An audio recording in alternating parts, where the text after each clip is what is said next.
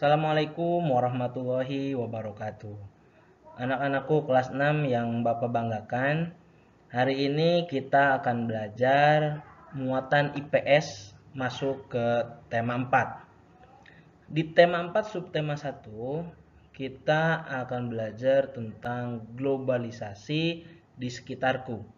Simak video pembelajaran ini dari awal sampai selesai agar kalian semua paham maksud pembelajaran pada tema 4 ini. Baik, langsung saja. Muatan IPS KD 3.3 dan 4.3, yaitu tentang kerjasama negara anggota ASEAN dalam bidang sosial. Sebelumnya kalian harus tahu semua nih, apa itu globalisasi? Globalisasi di sini adalah proses masuknya ke ruang lingkup dunia. Penyebabnya antara lain perkembangan teknologi dan alat komunikasi, begitupun alat transportasi. Dengan adanya globalisasi ini, pasti memudahkan kerjasama dari satu negara dengan negara lain. Begitupun para negara anggota ASEAN. Nah, kemudian apa ciri-ciri dari globalisasi itu? Yang pertama, adanya keterbukaan di segala bidang. Yang kedua, meningkatnya perdagangan antar sebuah negara. Yang ketiga, terjalinnya hubungan sosial budaya antar negara. Yang keempat, terjadinya pola hubungan antar manusia dan antar bangsa. Dan yang terakhir, antar negara saling membantu dalam menyelesaikan masalah. Nah, ini ciri-ciri dari adanya globalisasi antar negara, bahkan antar negara ASEAN. Kemudian, faktor kerjasama seperti apa yang biasanya terjadi di negara-negara anggota ASEAN? Pertama, biasanya menjalin kerjasama dengan faktor sumber daya alam. Yang kedua, faktornya adalah berada dalam wilayah yang sama, yaitu sama-sama negara Asia Tenggara, karena kita membahas tentang anggota ASEAN. Dan yang ketiga, faktor kerjasamanya itu dengan adanya iptek atau ilmu pengetahuan dan teknologi. Kemudian, ini sekarang kerjasama antar negara anggota ASEAN dalam bidang sosial. Banyak sekali. Di sini ada beberapa kerjasamanya. Contoh penanggulangan bencana alam. Misalnya di bencana alam di Indonesia, tsunami, itu dibantu dengan negara ASEAN yang lain. Ataupun negara-negara tetangga kita ketika terjadi musibah, negara Indonesia hadir untuk membantu. Kemudian yang kedua, meningkatkan kesejahteraan sosial dan pembangunan negara ASEAN. Kemudian yang ketiga, melindungi hak-hak dan keadilan sosial. Yang keempat, meningkatkan kualitas sarana kesehatan negara ASEAN. Apalagi sekarang dengan kasus pandemi ini, negara-negara anggota ASEAN bekerja sama untuk menjaga bangsanya atau masyarakatnya dari pandemi virus corona. Yang kelima, meningkatkan perlindungan sosial kepada seluruh penduduk negara-negara ASEAN. Itu kerjasama di bidang sosial antar negara ASEAN. Kemudian, kerjasama anggota ASEAN dalam bidang budaya. Selain sosial, bidang budayanya pun kita menjalin sebuah kerjasama. Yang pertama, meningkatkan jumlah tenaga ahli yang mampu menguasai ilmu pengetahuan dan teknologi.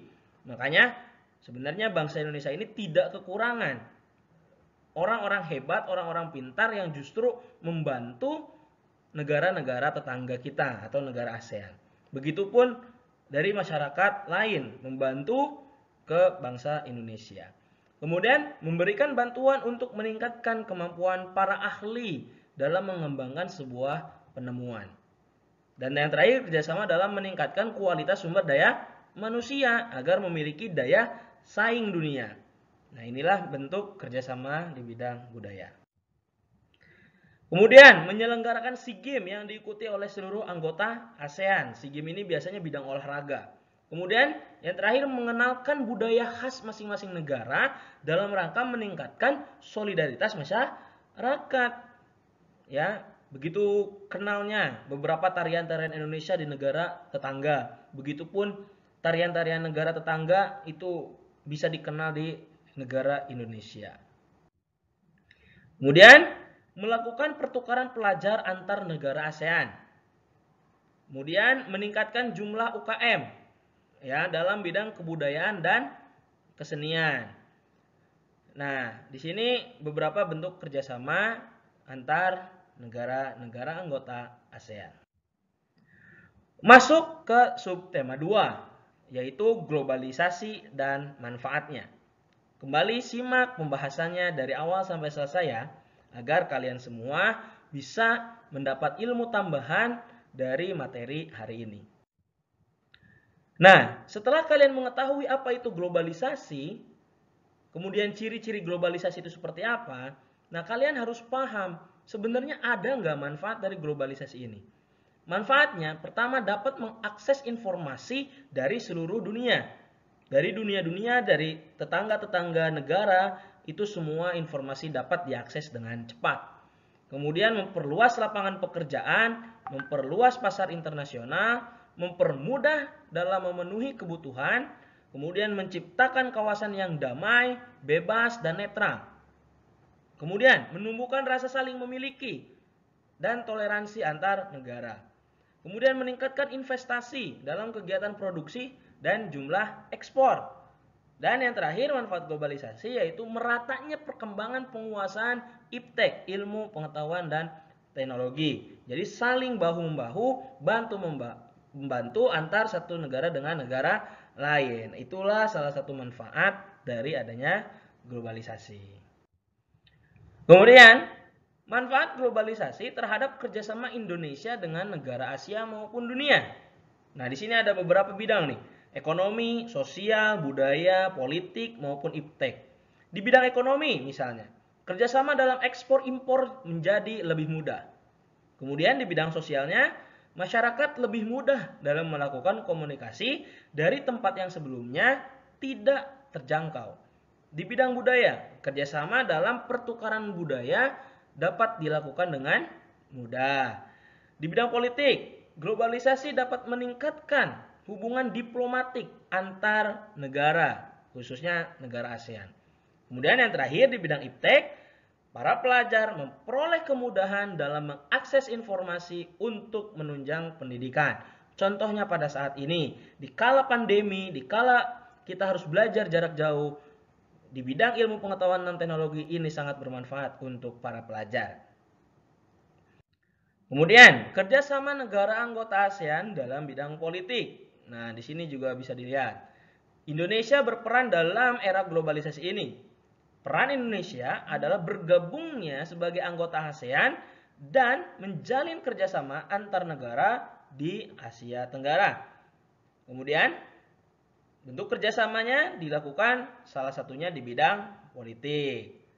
Mari kita perhatikan sama-sama kerjasama negara-negara ASEAN di bidang politik. Nah, di sini ada beberapa bentuk kerjasama. Ya, pembentukan masyarakat politik keamanan. Kemudian pertemuan rutin Menteri Pertahanan negara-negara ASEAN. Kemudian perjanjian kawasan damai, bebas dan netral. Kemudian perjanjian ekstradisi ASEAN, perjanjian negara bebas nuklir, pengiriman duta besar dan konsulat. Ini bentuk kerjasama dari negara-negara ASEAN di bidang politik. Begitupun peran dari bangsa Indonesia. Nah, ini salah satunya. Menjalin kerjasama di bidang maritim ASEAN sehingga mempererat persatuan dan kesatuan antar anggota ASEAN.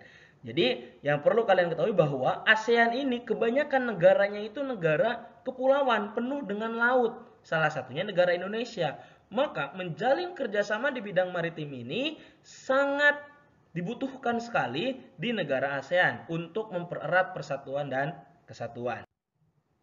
Nah, di sini bisa dilihat, ASEAN memiliki banyak pilar kerjasama. Salah satunya di bidang politik yaitu APSC, ASEAN Political Security Community.